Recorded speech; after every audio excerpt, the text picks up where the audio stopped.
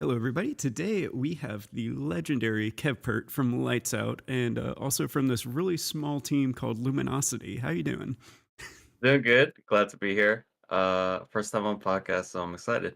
Yeah, is this your first podcast ever, or just first Yeah, podcast? yeah, definitely. Really? Oh, actually, maybe like 7 years ago, I was on Uh-huh. Leafs. Okay, yeah, that's a throwback. Well, I think That Leaf is is a still throwback. doing his podcast every now and again, isn't he? He is, but it's much more professionalized now. And I got the chance to meet him at LAN, which is great. I don't think he really remembered who I was because it was so long ago. But Yeah. So how about we start talking about how you started in Rocket League, and just kind of go from there. well, my wife, who was then my girlfriend, heard about this game called Rocket League. It was free on the PlayStation, which I had a PS4, so Hmm. we played it. I think we actually played it with like, because I have two brothers that are twins, so it was her, my brothers, and myself, and we played on a screen, which had four screens on it, because you could do Hmm. split screen, and we just had so much fun. But then one of my buddies, local buddy, he started showing me clips of Kernovi and going, dude, you can fly in this game. And it just blew my mind. And so he would come over and we would do split screen together on, but just the two of us. And we would have so much fun. And that's really how it started. He's actually was in the same friend group as Achieve. So I started hanging out with Achieves back then as well. And it just grew from there. Uh, Eventually went to PC and um, just been such a fun ride. I've been here since the beginning, basically. Yeah, that's awesome. I think probably one of the first things I learned or like heard of you was like you started making like tutorials, and like Hmm. you were one of the first people to really put out like in-depth tutorials on like how stuff works and how to like actually train it. Like Halfway Dead did a really good job of like breaking down like all the minute details of like the Yeah, yeah, code, and then you're like, here's all that stuff kind of condensed, and then here's how you like actually practice it. right. That's always been an interest in mine because I grew up playing soccer. I was really interested in biomechanics of like improving your shot. Hmm. So I would help my friends. I would watch a lot of videos myself on how to do that, and I improved a lot. And then I want to bring that into Rocket League, where especially in the beginning, you had all these like Start BC players that were so good, they could aerial and whatever, and it felt like you as a normal average player couldn't do any of that. And I just wanted to say, hey, it's actually easy to do. Here's how you practice. Here's a few drills, and then you can do it too. Uh, you just got to put some time in and a little bit of belief, and it'll take you a long way. Yeah, I think that's definitely the mechanics of Rocket League are so simple in idea that it's literally just take your little rectangle and make it contact this circle in a specific spot. Yeah. It's like that's all mechanics broken down. Hey, what's up, D? Thanks for stopping in. We'll have to get you on the podcast too sometime. But yeah, I think that's like the more interesting thing when it comes to like Rocket League like mechanics is like I feel like to a certain extent we've overcomplicated like how simple the idea is in a. Yeah, I could see that because I remember watching Squishy videos way back when he was starting, and it was just like, hey, you want to do all this freestyling and all that? Just do what I do, And it's kind of hard to bridge that gap of okay, like I want my fingers to move in that way so that my car looks that way, but in reality, how do I get there? And nowadays I think I was at the boot camp and I was watching our pros play, and it looks like their cars are just an extension of their hands. I wasn't like that in the past. We've come a long way, and so now we can actually talk about the game with the mechanics being something like as a given. Mhm. Like it's just automatic. Hey, you could have done this, but we're always talking in tactical terms, never in mechanical, really. So it's kind of interesting how far it's come. Yeah, I think when it comes to like getting to that point of mastery where it really is you're not thinking about the buttons anymore, you're just moving your car. And I think now that we're there, this is probably going to be like the funnest era, like when it comes to coaching, because it's no Oh yeah. longer, all right, man, you need to do some more shooting packs. It's like, all right, hey, like we need to do this, so we condition them to do that, and then once they're conditioned to do that, we do this. And oh Yeah, wait, they yeah, knew that absolutely. we were going to try to condition for do that, so like they ficked us out here. And I think coaching is going to be is a lot more fun now than it probably has been in the past. Oh, 100%. I I've just had so much fun this last year because I just came up with my 1 year anniversary of working with Greg, where we started with Optic, and it's just been the most rewarding ride ever. Working with our group, which is an amazing group, and it's so fun where I can bring ideas that I had even like in 2017. I'm showing them little Mhm. images and clips of like some ideas I cooked up back then, and we're able to use it now in a way I wasn't able to use it back then. So that kind of speaks to what you're saying. Yeah. It's gonna be a fun era. How did you feel when I compared y'all's structure to Method from way back in the day? Oh, I felt like I was busted because I've been watching a lot of Method. so, Yeah. so I was right that you had been kind of checking them out. Yeah, I mean, um, for me, like I always loved the teams that did something different. Mhm. So growing into Rocket League, it was Flipside with the pass heavy playstyle they had. Method with it was just literally a lot. Mhm. Um, Flipside is Mystic got on the team, Yukio got on the team. They changed a lot, and then finally BDS, and each had this like little advantage that they had like something that maybe wasn't super copyable, or maybe it was just unique to them. And I always like those teams that are unique and are celebrated. So, we kind of have like that method style structure, but we don't use it in the same way. Yeah. We just like having guy up, whatever. Um, Sometimes demos.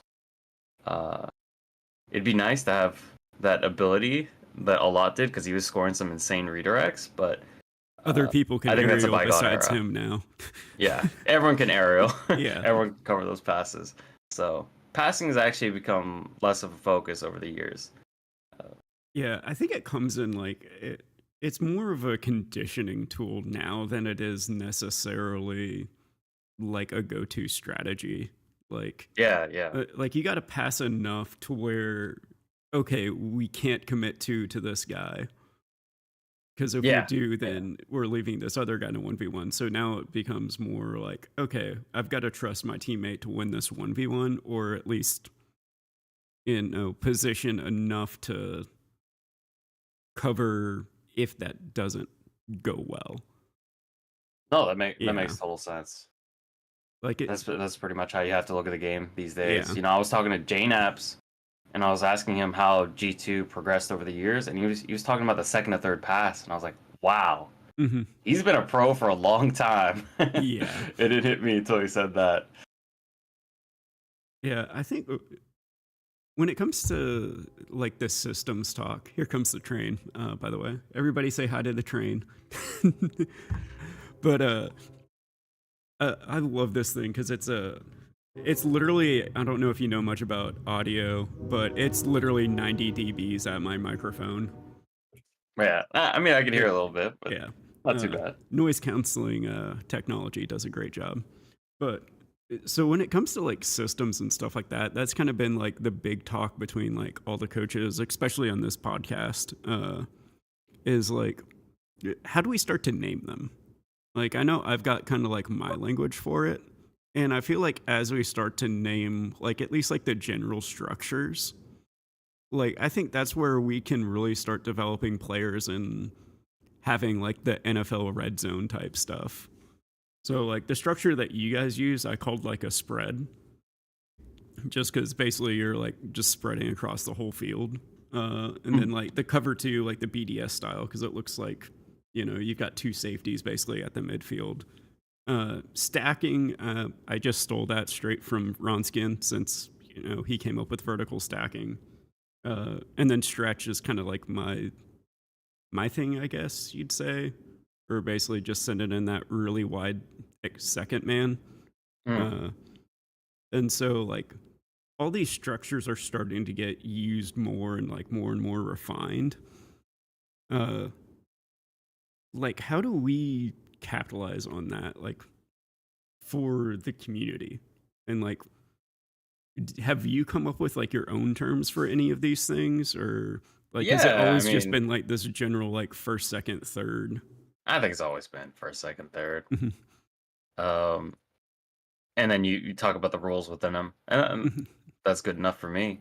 mhm, I know there's like certain shapes like teams are looking for, or certain patterns in the way they set up. Some can be very dogmatic about it and very strict. Some extremely loose with it, where it's not even really a thought.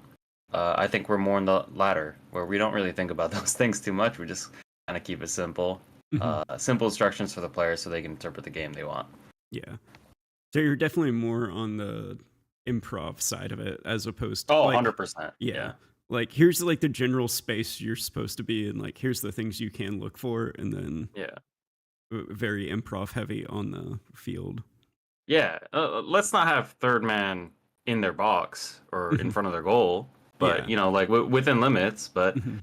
yeah, definitely interpret the game the way that you want, and we'll work with those reads. Yeah. I think that's where, when it comes to breaking down like at the pro level, like it's more tendencies than it is anything else. Because you can be like, 60% of the time, Reddles is going to fake this here. And so, like, it's never a like exact science of, yeah, you should definitely do this because Reddles may fake, which may be like the more statistical probable option, Yeah. but he can still shoot it too. And so,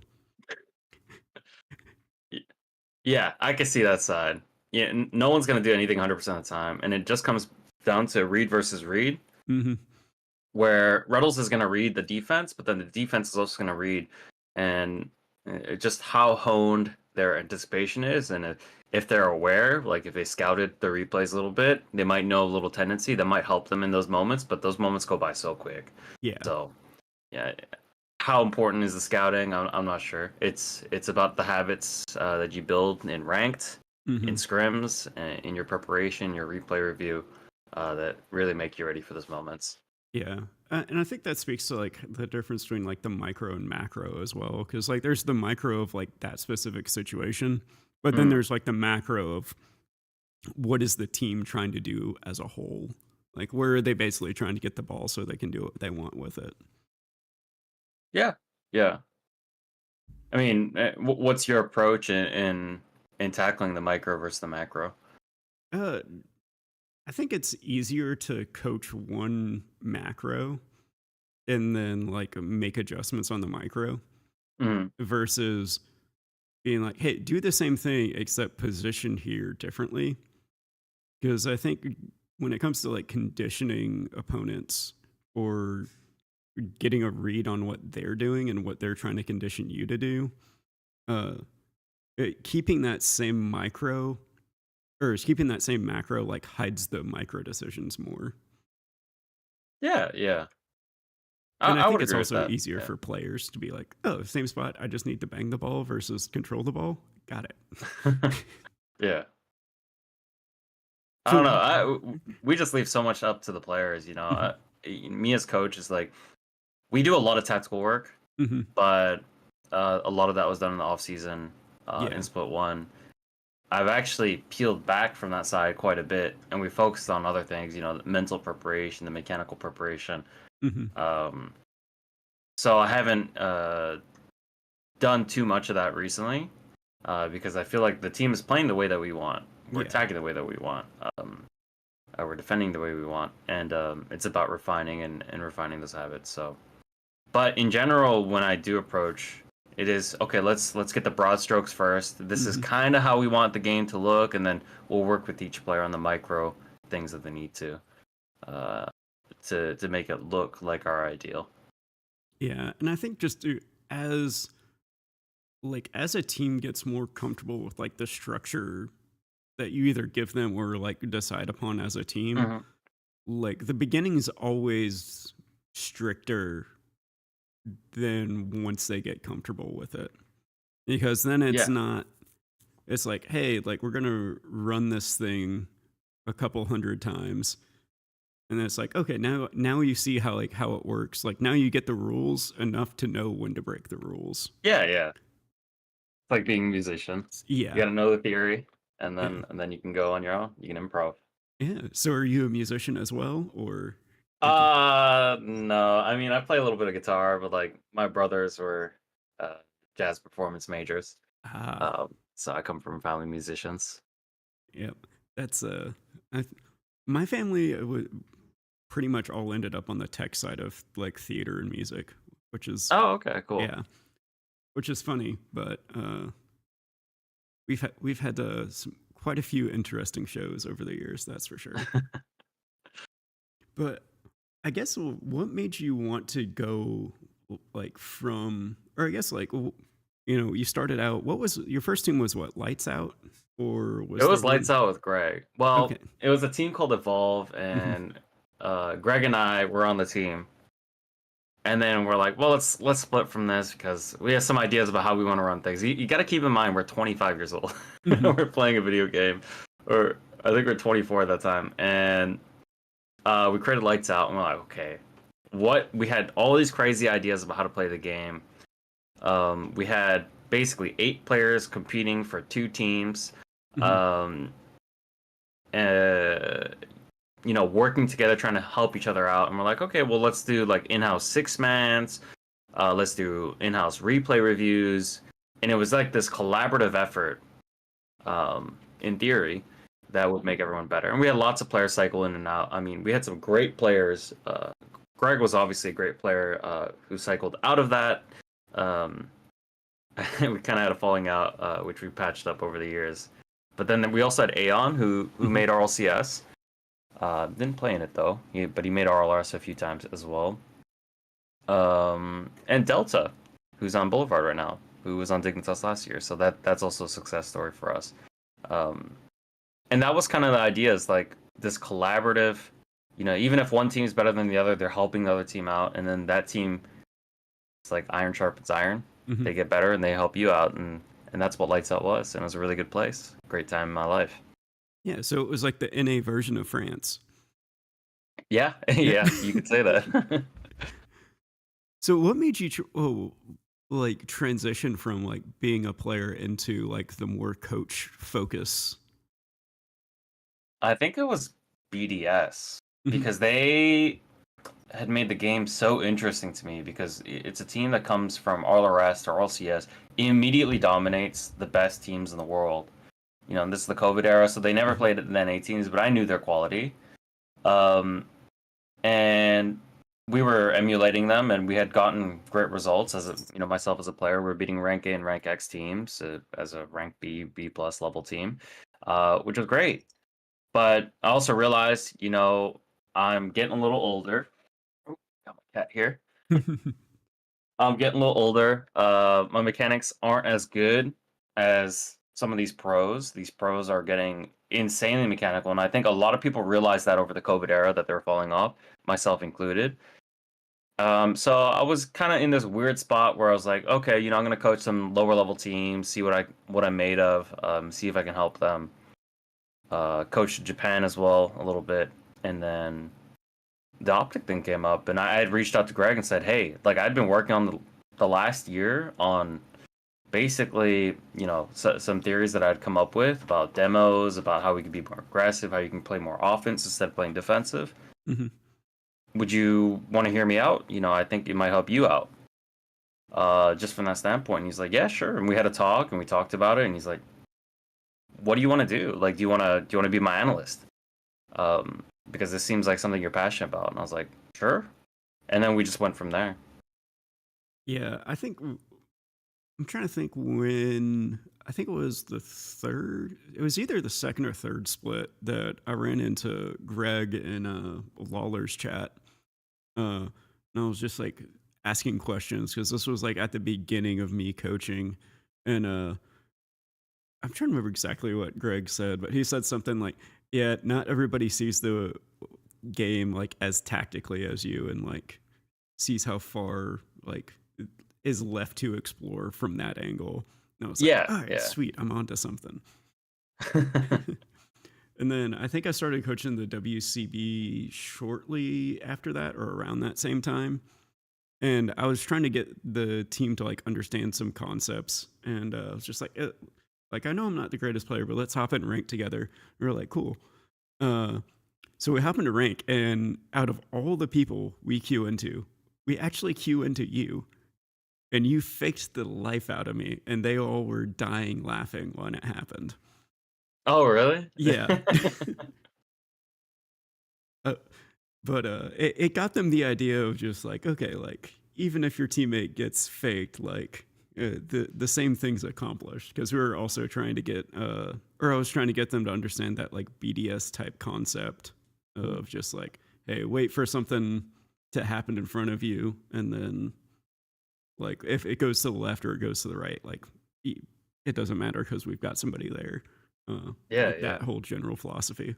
But I just found it funny because where I was just like, dang it, we queue into the one person in this rank that has a brain. Well, I don't know, but there's a lot of Yeah, smart players around me. But yeah.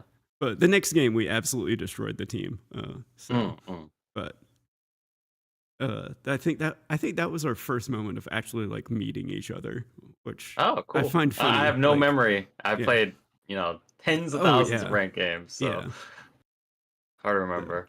but yeah, it's one of those like random small world moments. But Yeah, yeah.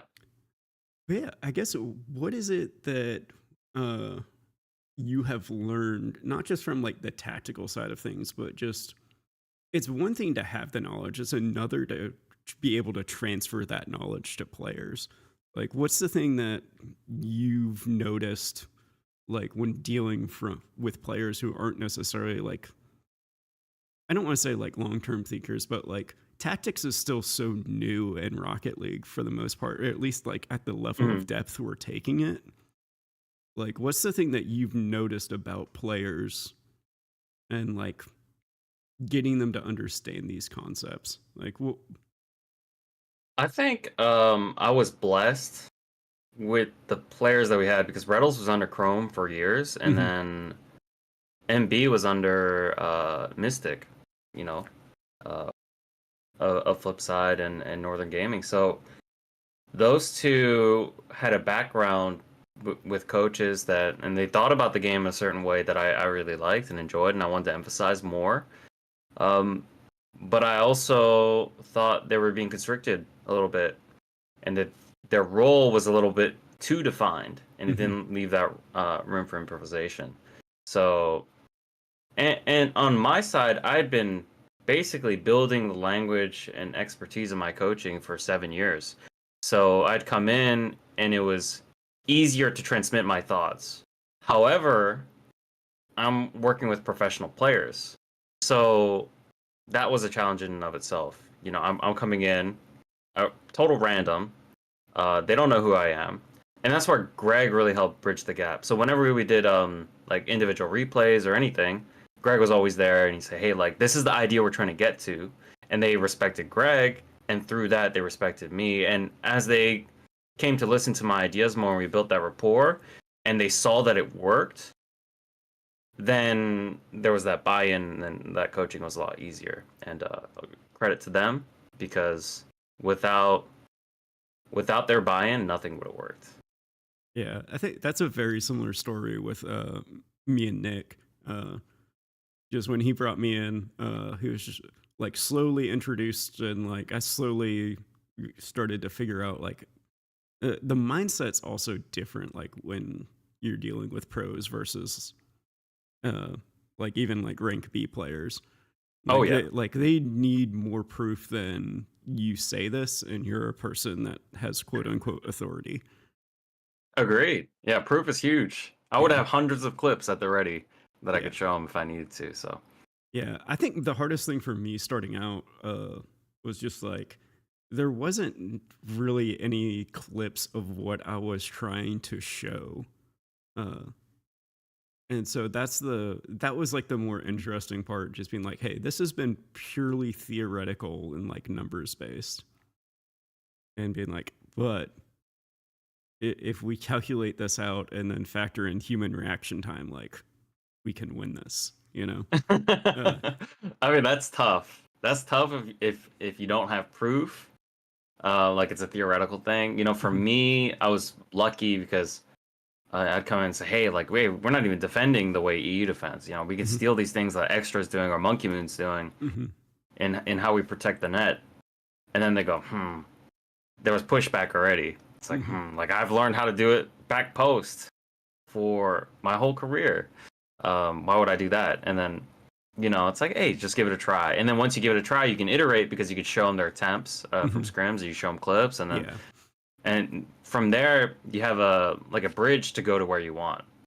I think what's really cool about Reddles especially is that he always loves new tech.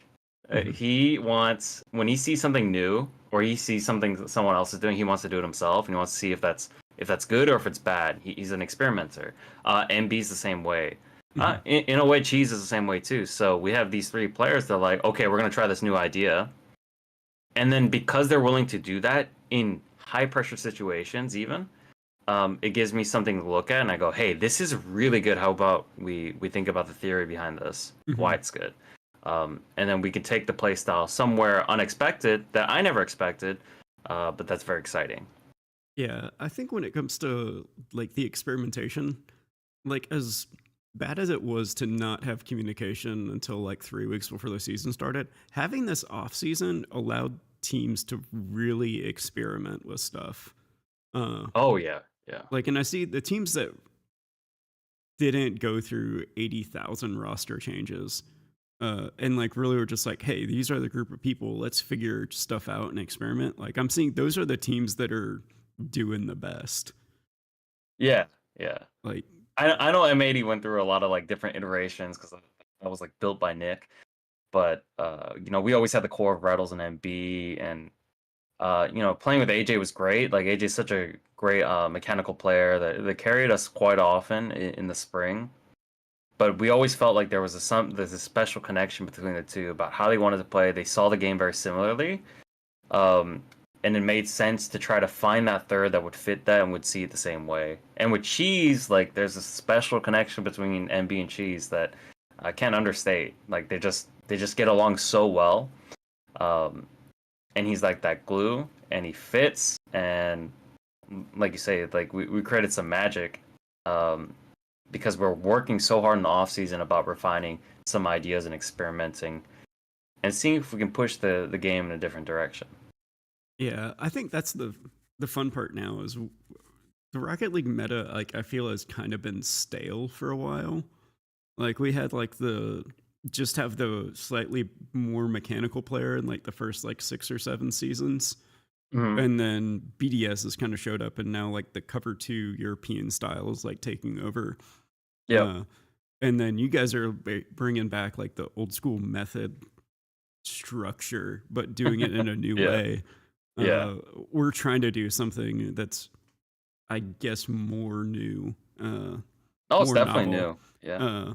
And like it feels like now the fun is back in Rocket League when it comes to like, oh, it's not this person won the 50. All right, this person actually scored the double tap.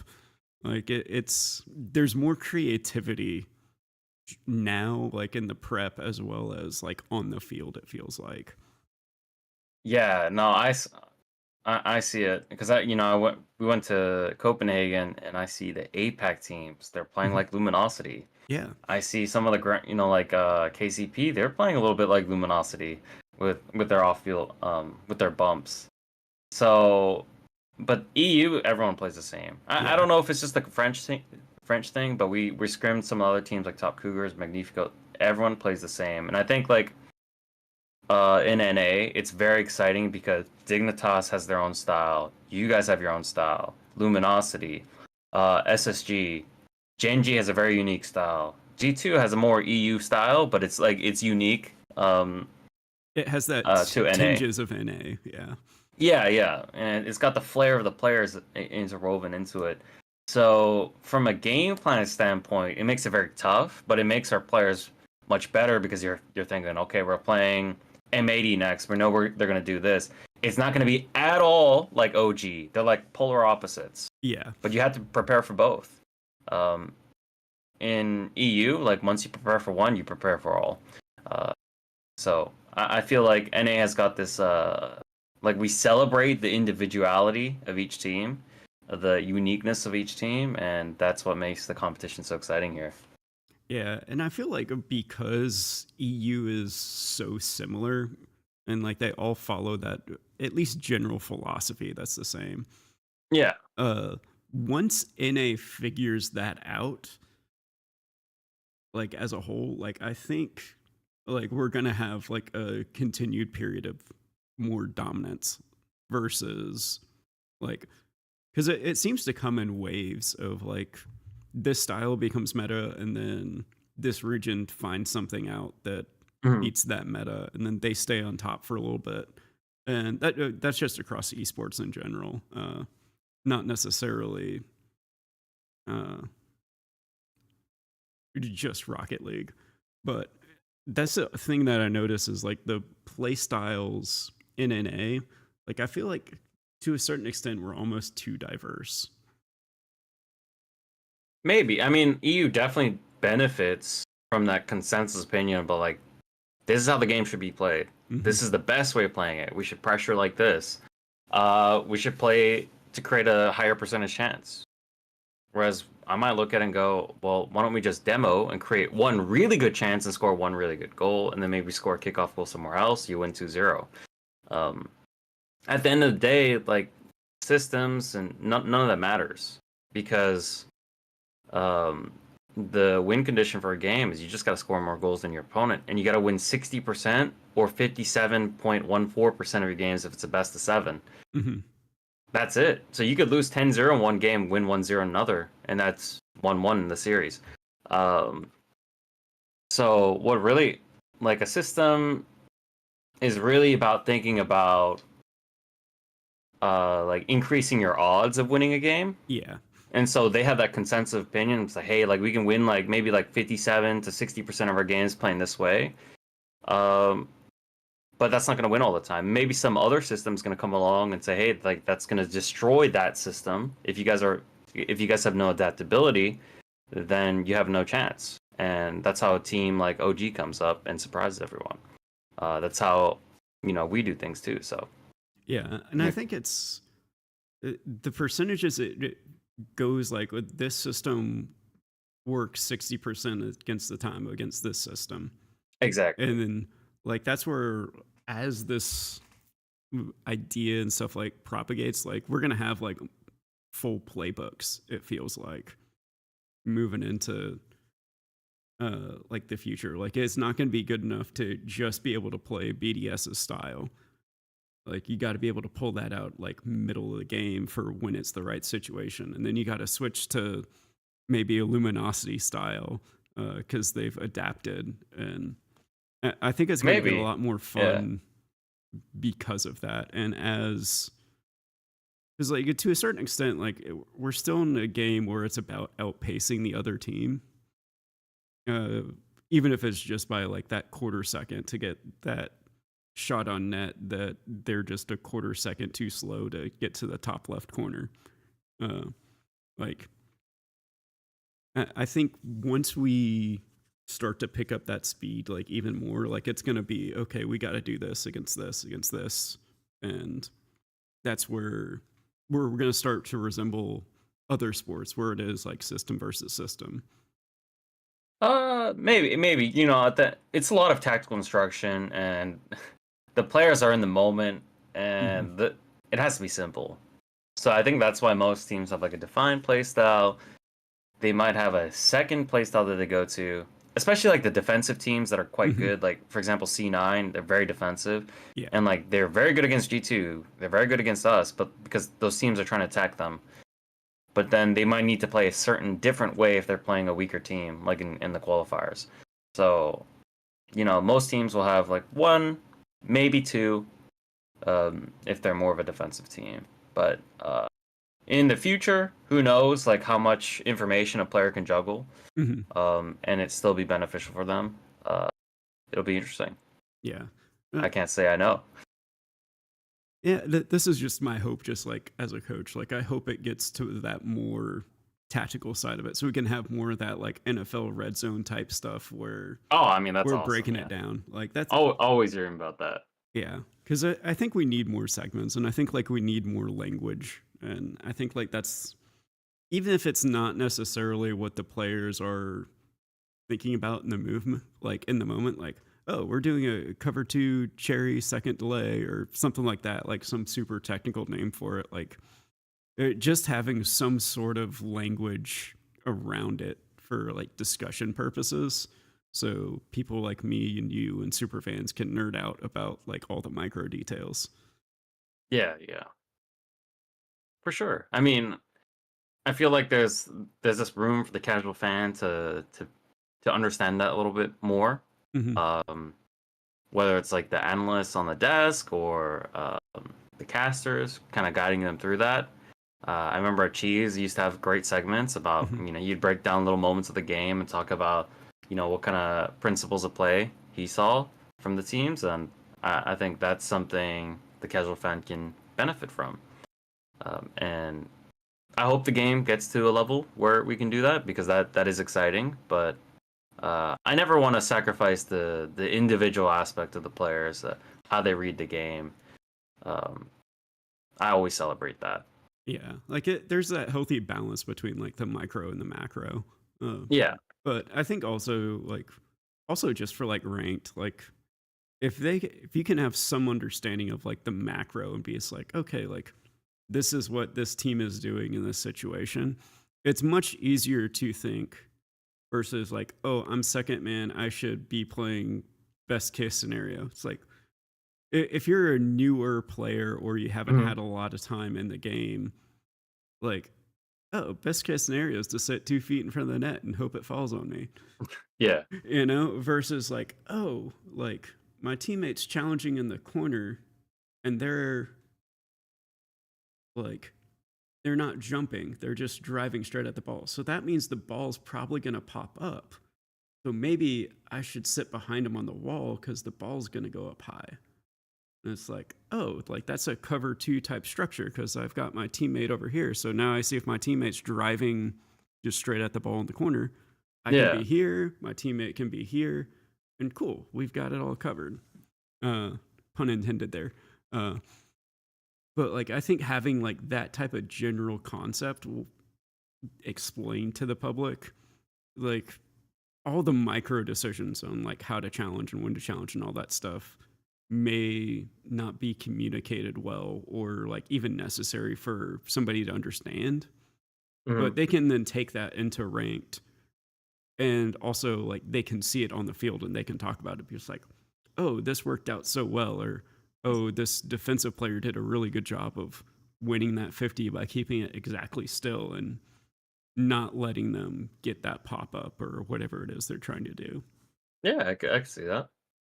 And so I think that's going to be fun. But what is, speaking of rank, what is your experience in ranked been of late?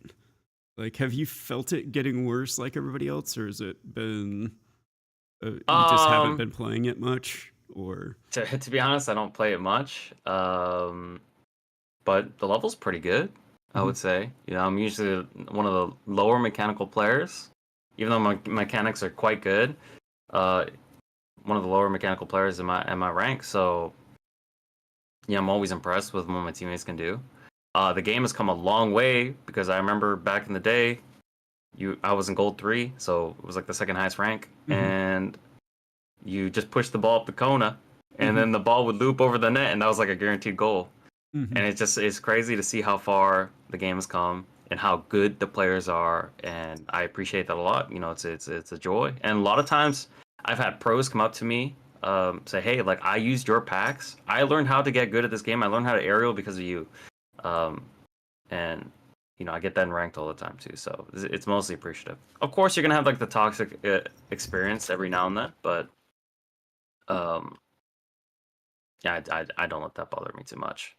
Yeah, I think something you mentioned that I actually posted a short like 4 or 5 months ago or something where like I did like the basically like I just used my flip off the wall and like the 12 boost I had left to like get this really close double tap. And Hmm. I titled it Kev Pert's Car Control, and somebody just commented on it today. I was just like, that's perfect timing. So I'll have to send it Yeah. to you. But it's like it looks like a plat using a side flip, but it's I mean, I mean, I yeah. remember, you know, even the first time you hit anything, or Oh like yeah. even today, like when you surprise yourself with a certain touch, it's like, woo, okay.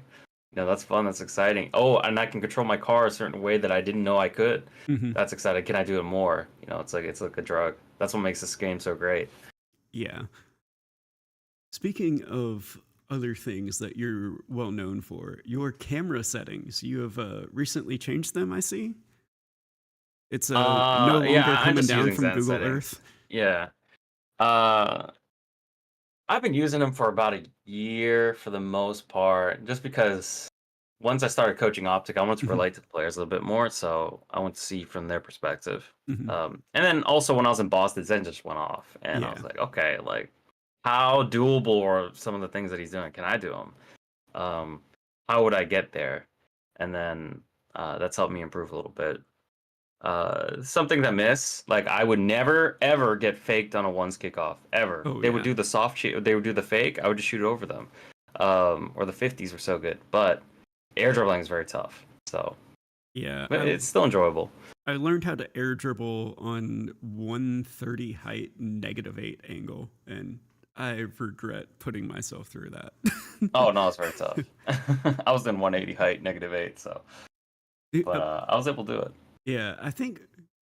What do you think camera settings like? Do you think we've actually found like the optimal camera settings, or do you think that for the average player, they don't necessarily need like optimal camera settings, and that some of these more off meta settings may be better for them? Probably. There's room for experimentation. I think as long as it feels good and you can still do the mechanics that you want, then feel free to push your camera settings wherever you want. I really took inspiration from Kuxir because he used Mhm. to use like 150 height, Yeah. zero angle, and stuff like that because he was obsessed with like 50/50s on the Batmobile. Hmm. Um, Fireburner was the same. So those are the kind of guys I emulated, and I took their ideas and I was like, well, what if you had 180 height but use the Nomad?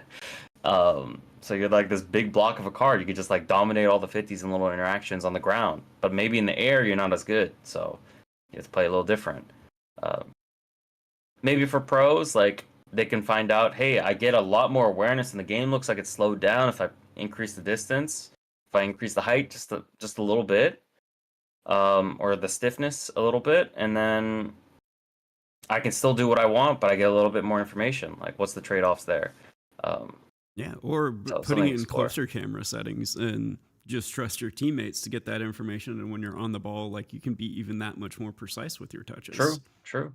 That's And so, that's Cash. That's Seiko. So yeah, I think that's where, like, just like that's another topic, like in Rocket League, that I feel like everybody thinks has been like settled for so long, but really, there's still a lot more room for like experimentation. yeah, yeah, absolutely. So I guess what's next for you? Like are you and Greg just going to be like the longtime duo? Do you have Oh, I hope hopes so. of okay? Yeah, So you don't ever you just want to be like the analyst and you guys be like a duo. Like you don't want yeah, to yeah, yeah. coach your own team No, or no, no, I do not. It's hard to understate how amazing Greg is Mhm. in working with someone like Greg, who's really like a best friend to me. He is so good with the group, and he's Mhm. so good at managing everyone, and he manages up as well. His people skills are insane. Like, Mhm. Reynolds calls him a social butterfly. And when we're at LAN, he'll just disappear because he's talking to someone, and Mhm. you go, "Oh, there he goes." But he's so good with that kind of thing, and he's so good on the mental side, and he's so calm in areas where I'd be like a nervous wreck. Mhm. And so, but I have more of that analytical side to me. So if I want to transmit like a tactical idea or a mechanical idea, I can do that. Whereas Greg can't. So we're this duo that meshes together, and I think we highlight each other's strengths and cover each other's weaknesses. So that's something like I want to do long term. I don't mind being like the lower coach or the assistant coach or the analyst to Greg, who's the head coach, because for me this is a dream to work in this position with the players that we have. I love our group. I love the players. I love Greg too. So no, I don't have any aspirations to do head coaching in the future. This is my dream. Yeah, and I think that's something that people need to take that approach more of, is like when you found your spot, like you don't need to keep going up the corporate ladder just to go up the corporate ladder, so to speak. Like 100%. Yeah, like once you feel like if you're making 30K a year, but you're doing something that's happy and like your bills are paid and stuff, like awesome, like you don't need to have a private island that you fly to with your private jet every other weekend to live a happy life and be with people you care about. 100% agree. Yeah. I think that's probably something else that's like I've noticed that's more unique to the Rocket League community, at least like from the outside looking in, is like how much of a community it is compared to like other esports.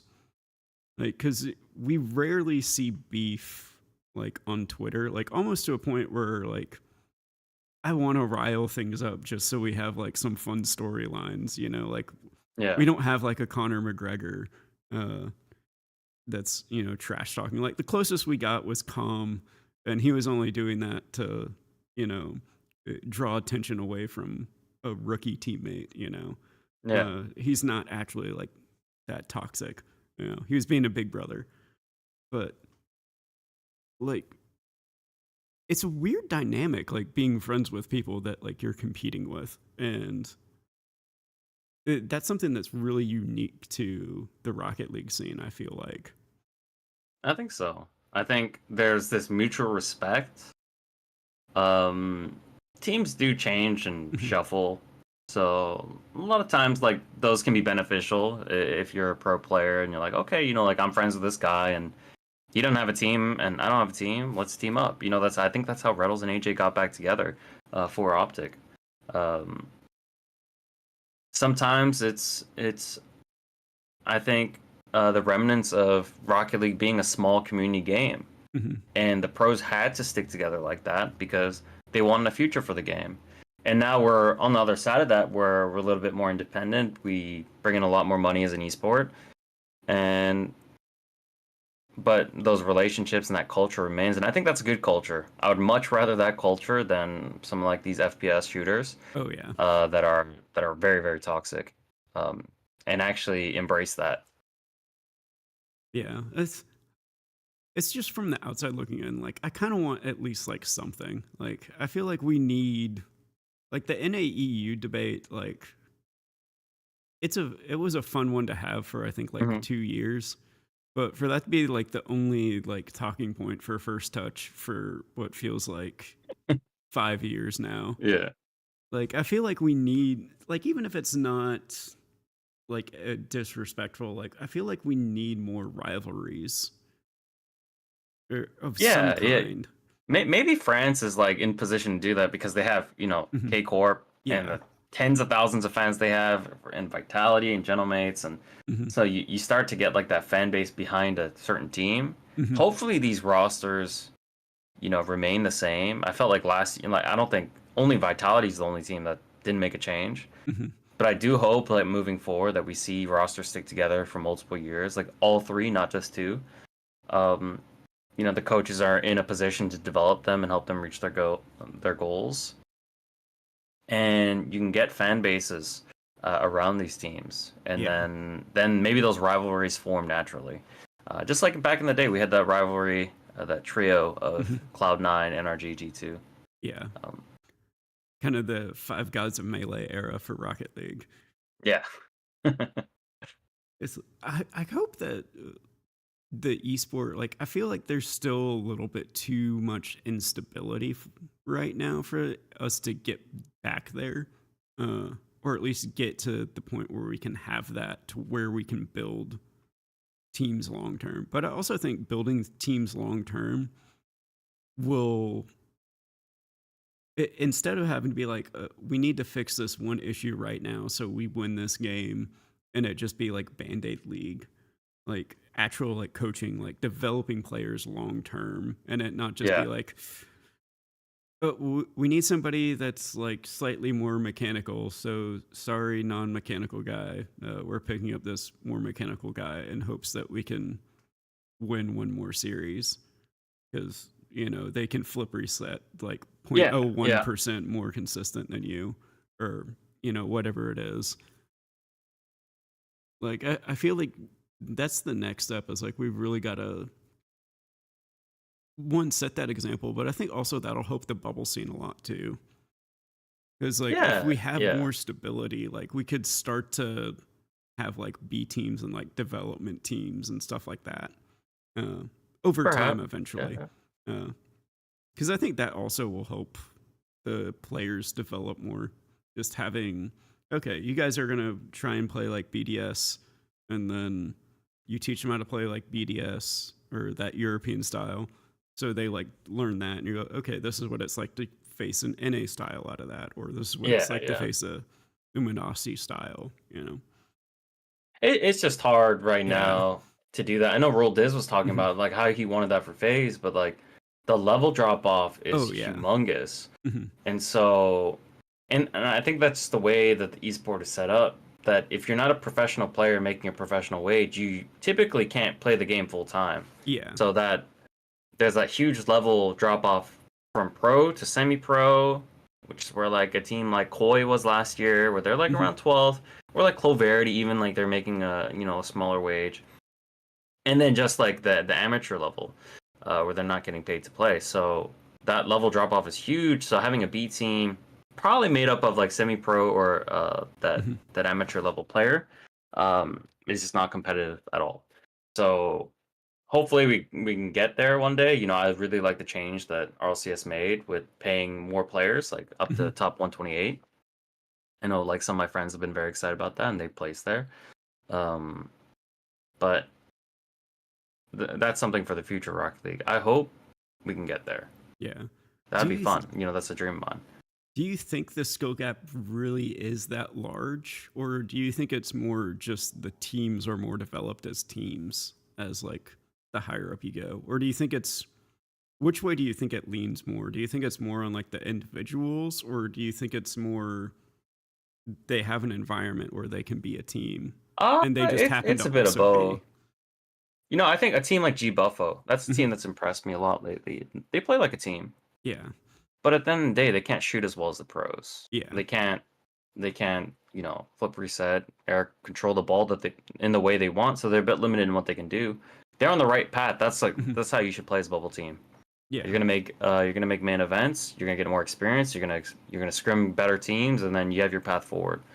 Um that's what you should be doing.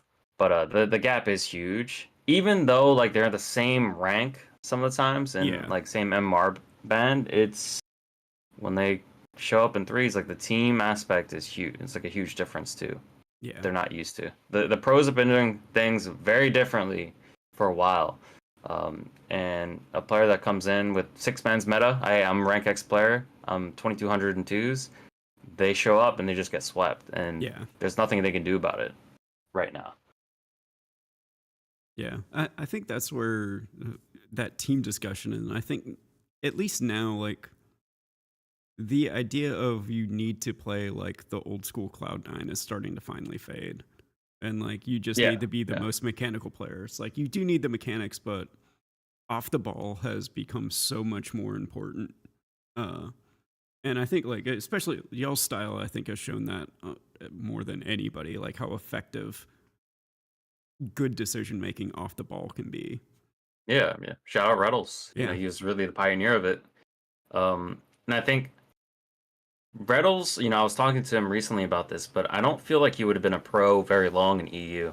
I think he Mhm. would have washed out there, but like here, it was something I was so excited by. I'm always excited by players that are unique and different, and we celebrated that and we said, okay, like you're really good in this area. Like, how do we just like amplify it? Mhm.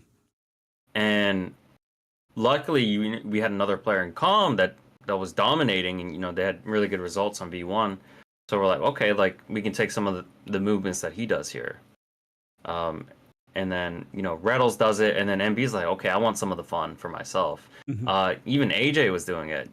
AJ was an integral part of the Yeah. bumps that we had against FaZe, where we reverse swept, and I think nowadays everyone does it, Yeah. and it's just like it's an easy thing to do off ball, so you have to do it. But the pros do it, but the bubble players don't. So the bubble players spawn in, and then they're just a puff of smoke, and they go, I'm getting targeted. I don't know Mhm. what to do. It Yeah. seems impossible. Yeah. They're just not ready for the challenges.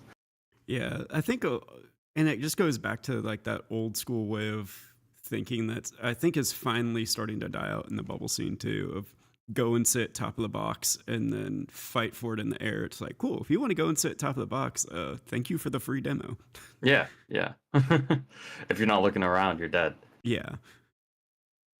But I think that's the way things are going. I'm really hopeful, especially like with Blast, like having this multi-year deal.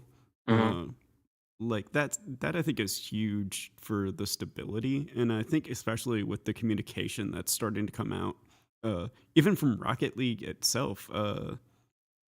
Did you see the RL status that they put out? I think yesterday about the Yeah, servers. yeah. Like everything that's happening now, like I was definitely very timid coming in, being like, "Ooh, did I choose the wrong year, or did I just come in like at the tail end of this thing as it crashes and burns?" But I'm really optimistic, knowing what I know and seeing what I'm seeing now with the game. I'm exactly the same.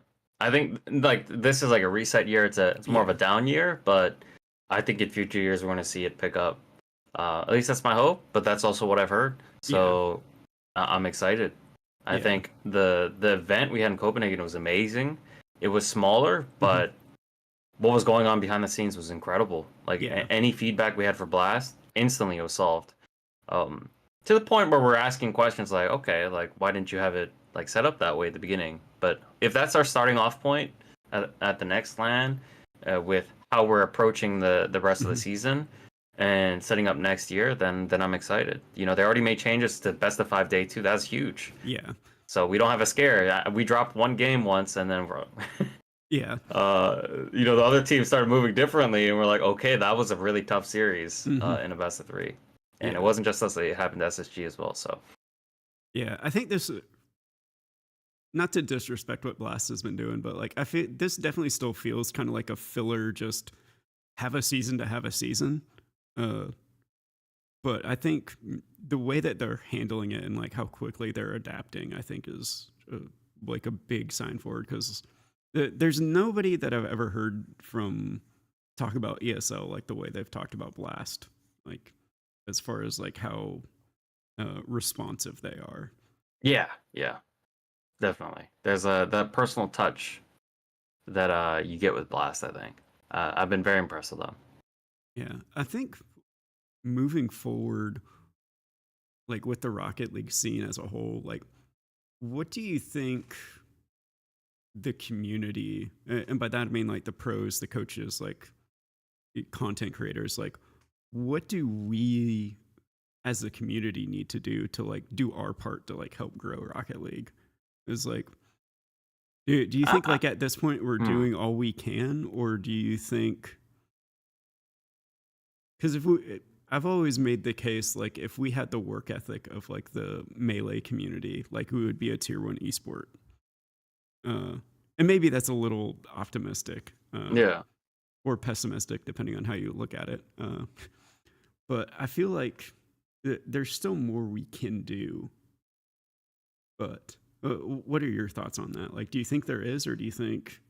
I mean, I don't really think it's the responsibility of the players, the coaches to really do that other than respect the game. Try to push the game in exciting new ways. Um, Push what you can do as a player, and then if you have a personality, cool, like go blast that personality out to the masses. That can be that can be like an organic way of growing the game. I think most of those decisions are going to be down to Psyonix and Epic about how they grow the game, how they develop the next game, and how they handle the esport moving forward. So, we can have our say in how we provide feedback to, like, say, a Blast or Epic, but I think those things are always taken care of by the game itself, because the game is an incredible game, and that's why we're all here. So that's a credit to Psyonix all those years ago that created this game and the predecessor. So Yeah. So on the flip side, just to play devil's advocate for conversation's sake, do you think that because ultimately it comes down to viewership and people wanting to watch, it's like with the esports. Squishy he was the first figure to be known outside of the Rocket League community, and like to draw eyes in to play Rocket League, at least at his scale. Do you think that if we had more pros attempting to model that in some way and really build up like the community and the individual fan bases of themselves, like in transferring that viewership into Rocket League, do you think that would have a bigger impact than what Psyonix could do or Epic could do? Potentially. I think that always depends on the individual and what their goals are and what they want to do. Like, if someone is not motivated by, like, say, financial gain, they might not see a purpose to streaming when you're already a pro and you're making so much money and you're saving up tons for retirement, and you could basically live a comfortable life for the rest of your life as is. So what's the point of getting that next million or 2 million if you're one of the top content creators? A lot of people don't see the value in that, and that's something I respect. It's not like they have to have this this idea of like, oh, I'm taking the game forward. Now, someone else like Lethemir, that's an interesting one because ex-pro, and he has raised the profile of the game quite a bit by himself. Musty as well. So I mean, these guys are OGs, and I respect that. But I think they're also benefiting from it, where they have a lot of financial gain from it, and maybe that motivates them. And then it's like this nice loop of make more money, make more content, more fans come in, make more money, and then they're good for the game overall. So it's up to the players, really. Yeah, I think it's something that I wish more pros would do. Just because it like I think Zen just hired, or Zen or like their manager at Vitality or whatever, like they just take his replays and like I think they have somebody like casting over him. Oh yeah, I saw that. Yeah, it's that's just brilliant. Like that's something that's like low cost, that's like increasing like not only the personal brand, but like that's something that now you can send to somebody who likes Rocket League, or like you're trying to like explain to them like what's so cool about this game. You're like, oh, well, there's this dude, and if you don't like this dude, like here's this dude. And like I feel like the more of that out there, like we could just kind of like flood the market with personalities. Because from all the people that I've talked and interacted with so far, like there's so many personalities. Like Cheese is a golden retriever, just from from what everybody says, and from like a little bit that I've caught of him on stream. It's like we need more people like that. We need more people to be like fans of Cheese to then be fans of Luminosity, and then be just like, hey, this guy's really happy playing this game somehow. Like, let's go hang out in his stream. But I also think like we need like the Jessies. Yep. Jesse's a favorite of mine. So if I ever stream, I'm definitely more on the Jesse side of things, just because at least the rank I'm at right now, just trying to slog through it to get up to people who know if their teammate's 2 inches from the ball, like both of you shouldn't go for it. Right, right. But that's a separate conversation. Yeah. So I guess for one last question, what is something that you've always wanted to talk about related to Rocket League or esports that nobody has asked you about?